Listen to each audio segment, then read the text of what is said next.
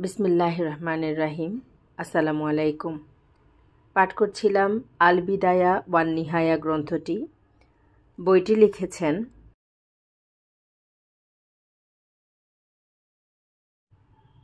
আবুল ফিদা হাফিজ ইবনে কাসির আদ দামেস্কি রহমতুল্লাহি আলাইহি। বইটি বাংলায় অনুবাদ করেছেন মাওলানা সৈয়দ মোহাম্মদ এমদাদউদ্দিন, মাওলানা মুহাম্মদ মহিউদ্দিন, মাওলানা বোরহানুদ্দিন, মাওলানা মোহাম্মদ আবু তাহের।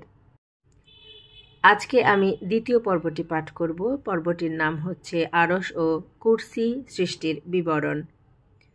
পবিত্র কোরআনে আল্লাহ তাআলা বলেন, তিনি সমুচ্চ মর্যাদার অধিকারী, আরশের অধিপতি।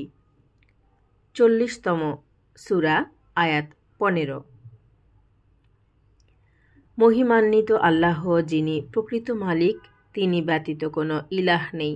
সম্মানিত আরশের তিনি অধিপতি। 23তম সূরা, 116 নম্বর আয়াত। তুমি জিজ্ঞেস করো, কে 7 আকাশ এবং মহা আরশের অধিপতি? 23 নম্বর সূরা, আয়াত 86। তিনি ক্ষমাশীল, প্রেমময়, আরশের অধিকারী ও সম্মানিত। 85 নম্বর সূরা, আয়াত 14-15। দয়াময়, আরশে সমাসীন। 20 নম্বর সূরা, আয়াত 5। তারপর তিনি আরশে সমাসীন হন। 10 নম্বর সূরা, আয়াত 2। এসব সূরাসহ কোরআনের আরও বহু স্থানে এই আয়াতটি রয়েছে। যারা আরশ ধারণ করে আছে এবং যারা তার চারপাশ ঘিরে আছে, তারা তাদের প্রতিপালকের পবিত্রতা ও মহিমা ঘোষণা করে প্রশংসার সাথে এবং তাতে বিশ্বাস স্থাপন করে এবং মুমিনদের জন্য ক্ষমা প্রার্থনা করে বলে, হে আমাদের প্রতিপালক, তোমার দয়া ও জ্ঞান সর্বব্যাপী। 40 নম্বর সূরা, আয়াত 7। সেদিন 8 জন ফেরেশতা তাদের প্রতিপালকের আরশকে তাদের ঊর্ধ্বে ধারণ করবে। 69 নম্বর সূরা, আয়াত 17। এবং তুমি ফেরেশতাদেরকে দেখতে পাবে যে তারা আরশের চারপাশে ঘিরে তাদের প্রতিপালকের সপ্রশংস পবিত্রতা ও মহিমা ঘোষণা করছে, আর তাদের বিচার করা হবে ন্যায়ের সাথে। বলা হবে, প্রশংসা জগৎসমূহের প্রতিপালক আল্লাহর প্রাপ্য। 39 নম্বর সূরা, আয়াত 75। সহিহ বুখারী ও মুসলিমে বর্ণিত বিপদকালীন দোয়ায় আছে, আল্লাহ ব্যতীত কোনো ইলাহ নেই, যিনি মহান, পরম সহনশীল। আল্লাহ ব্যতীত কোনো ইলাহ নেই, যিনি সম্মানিত আরশের অধিপতি। আল্লাহ ব্যতীত কোনো ইলাহ নেই, যিনি আকাশমণ্ডলীর অধিপতি ও পৃথিবীর অধিপতি, যিনি সম্মানিত আরশের অধিপতি। ইমাম আহমদ রহমতুল্লাহি আলাইহি আব্বাস ইবনে আব্দুল মুত্তালিব রাদিয়াল্লাহু আনহু থেকে বর্ণনা করেন যে, তিনি বলেন, আমরা একদা রাসূলুল্লাহ সাল্লাল্লাহু আলাইহি ওয়াসাল্লামের সঙ্গে বাথা নামক স্থানে উপবিষ্ট ছিলাম। এ সময় এক খণ্ড মেঘ অতিক্রম করলে আল্লাহর রাসূল সাল্লাল্লাহু আলাইহি ওয়াসাল্লাম বললেন, তোমরা কি জানো এগুলো কি? আমরা বললাম, মেঘমালা। তিনি বললেন, সাদা মেঘ বলতে পারো। আমরা বললাম, সাদা মেঘ। তিনি বললেন, আনানো মেঘ বলতে পারো। আমরা বললাম, ওয়াল আনান। তারপর বললেন, আমরা নীরব থাকলাম। তারপর তিনি বললেন, তোমরা কি জানো যে আকাশ ও পৃথিবীর মাঝে দূরত্ব কতটুকু? আব্বাস রাদিয়াল্লাহু আনহু বলেন, আমরা বললাম, আল্লাহ এবং তার রাসূলই সম্যক অবহিত। তিনি বললেন, উভয়ের মাঝে 500 বছরের দূরত্ব। এক আকাশ থেকে আরেক আকাশ পর্যন্ত 500 বছরের দূরত্ব। প্রত্যেকটি আকাশ 500 বছরের দূরত্ব সমান পুরু এবং সপ্তম আকাশের উপরে একটি সমুদ্র আছে, যারা উপর ও নিচের মধ্যে ঠিক ততটুকু দূরত্ব যতটুকু দূরত্ব আকাশ ও পৃথিবীর মধ্যে। তারপর তার উপরে আছে 8টি পাহাড়ি মেঘ, যাদের হাঁটু ও হুরের মাঝে আকাশ ও পৃথিবীর মধ্যকার দূরত্বের সমান দূরত্ব।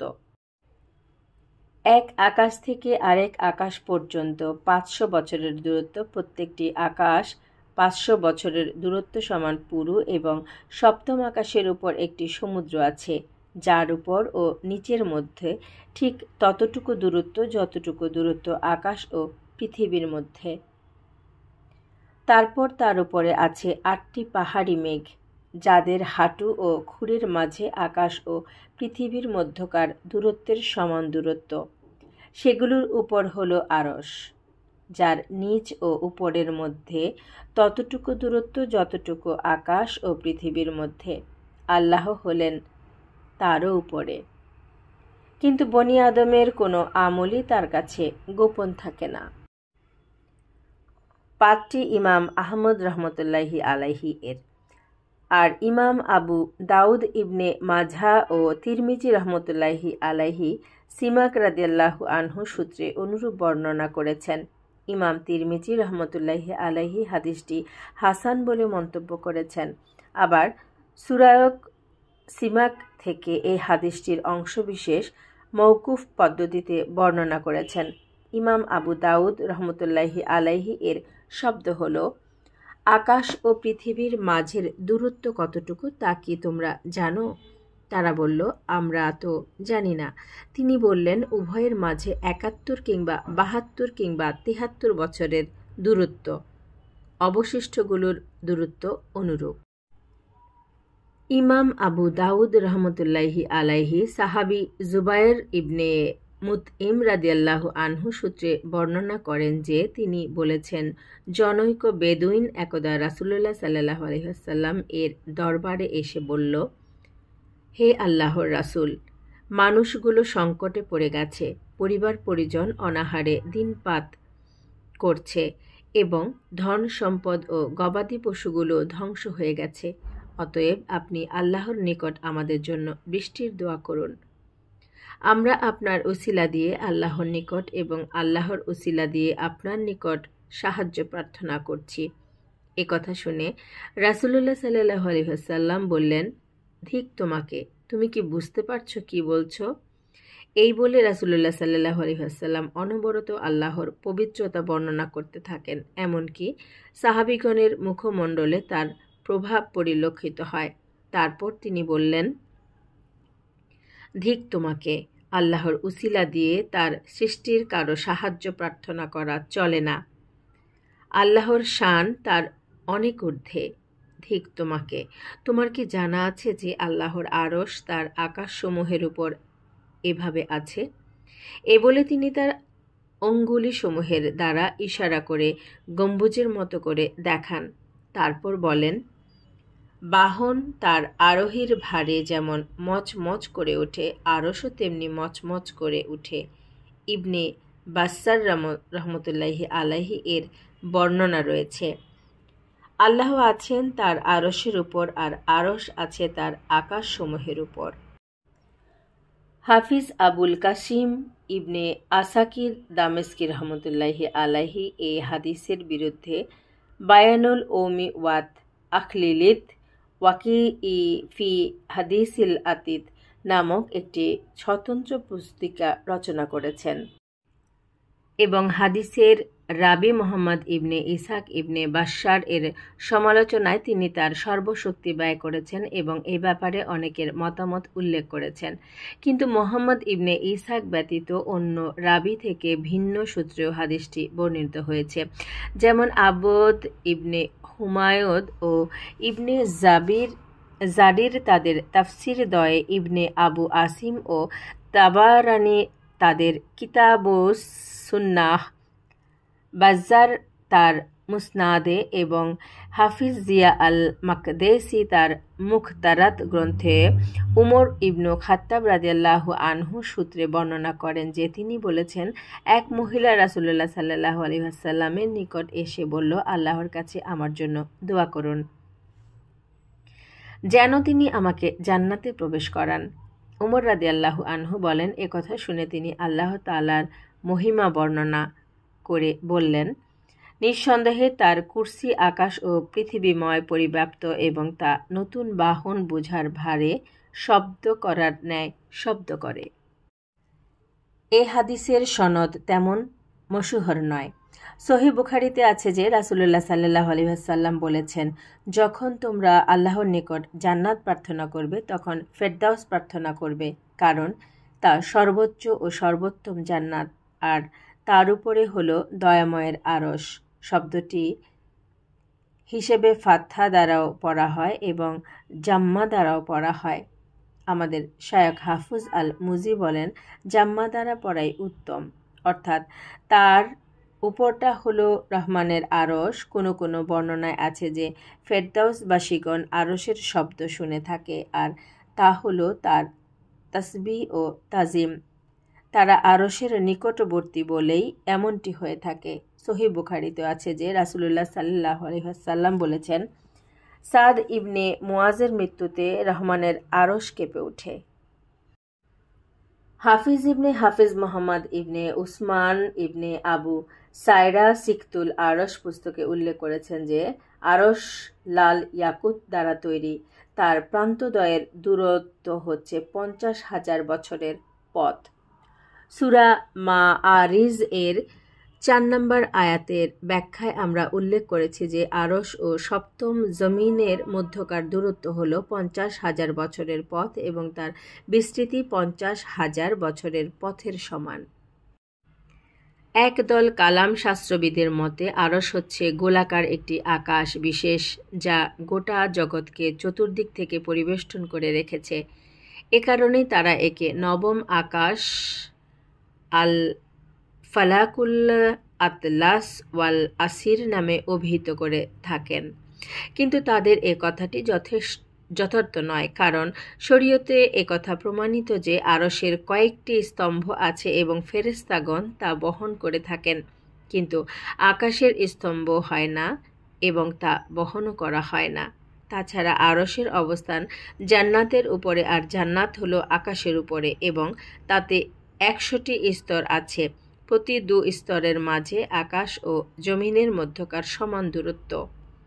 এতে প্রমাণিত হয় যে আরশ ও কুরসির মাঝের দূরত্ব আর এক আকাশ থেকে আরেক আকাশের দূরত্ব এক কথা নয়।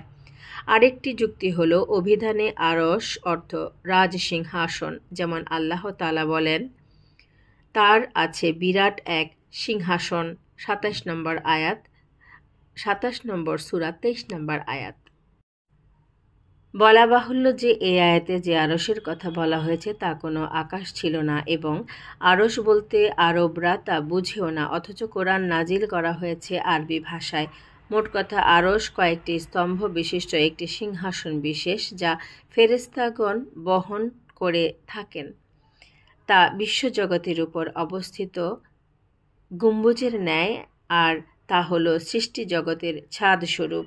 আল্লাহ তাআলা বলেন, যারা আরশ ধারণ করে আছে এবং যারা তার চতুর্পাশ ঘিরে আছে তারা তাদের প্রতিপালকের পবিত্রতা ও মহিমা ঘোষণা করে প্রশংসার সাথে এবং তাতে বিশ্বাস স্থাপন করে এবং মুমিনদের জন্য ক্ষমা প্রার্থনা করে। 40 নম্বর সূরা 7 নম্বর আয়াত। পূর্বে উল্লেখিত একটি হাদিসে বলা হয়েছে যে তারা হলেন 8 জন এবং তাদের পিঠের উপর রয়েছে আরশ। আল্লাহ তাআলা বলেন, এবং সেদিন 8 জন ফেরেশতা তাদের প্রতিপালকের আরশকে ধারণ করবে তাদের ঊর্ধ্বে। 69 নম্বর সূরা 17 নম্বর আয়াত।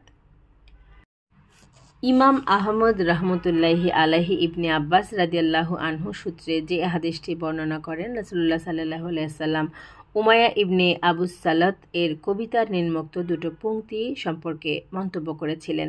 উমাইয়া যথার্থ বলেন, পংক্তি দুটি হলো, তার ডান পায়ের নিচে আছে একজন লোক ও একটি ষাঁড়, আর অপর পায়ের নিচে আছে একটি শকুন ও উট পেতে থাকা একটি সিংহ। একথা শুনে রাসূলুল্লাহ সাল্লাল্লাহু আলাইহি ওয়াসাল্লাম বললেন, সে যথার্থই বলেছে।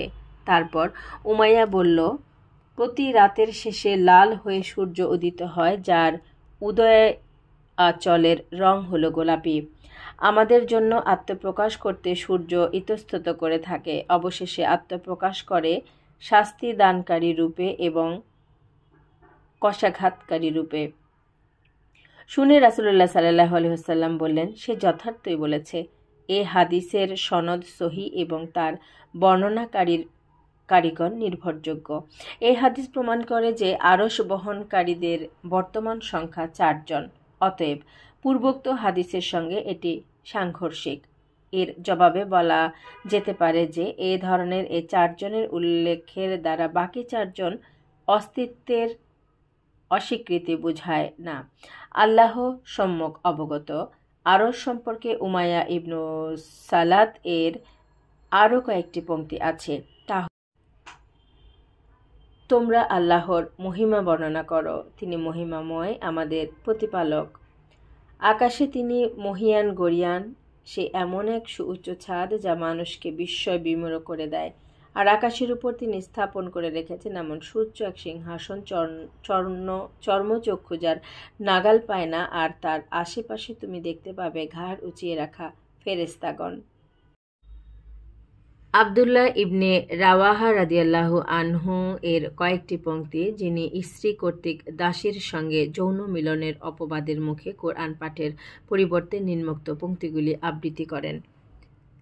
আমি সাক্ষ্য দিলাম যে আল্লাহর ওয়াদা সত্য এবং জাহান্নাম হলো কাফিরদের ঠিকানা।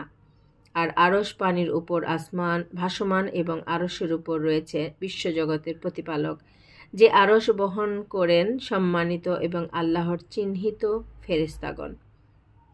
ইবনে আব্দুল বার রহমতুল্লাহি আলাইহি প্রমুখ ইমাম তা বর্ণনা করেছেন। আবু দাউদ রহমতুল্লাহি আলাইহি জাবির ইবনে আবদুল্লাহ রাদিয়াল্লাহু আনহু সূত্রে বর্ণনা করেন যে তিনি বলেন, রাসূলুল্লাহ সাল্লাল্লাহু আলাইহি ওয়াসাল্লাম বলেছেন, আমাকে আল্লাহর আরশ বহনকারী আল্লাহর ফেরেশতাদের একজনের বিবরণ দেওয়ার অনুমতি দেওয়া হয়েছে। তার কানের লতি ও কাঁধের মাঝে 700 বছরের পথ। ইবনে আবু আসিমও এই হাদিসটি বর্ণনা করেছেন। প্রিয় শ্রোতা, সবাইকে অসংখ্য ধন্যবাদ। আগামী পর্বে আমরা পাঠ করব কুরসি সম্পর্কে। সবাই ভালো থাকবেন, সুস্থ থাকবেন। আসসালামু আলাইকুম। আল্লাহ হাফেজ।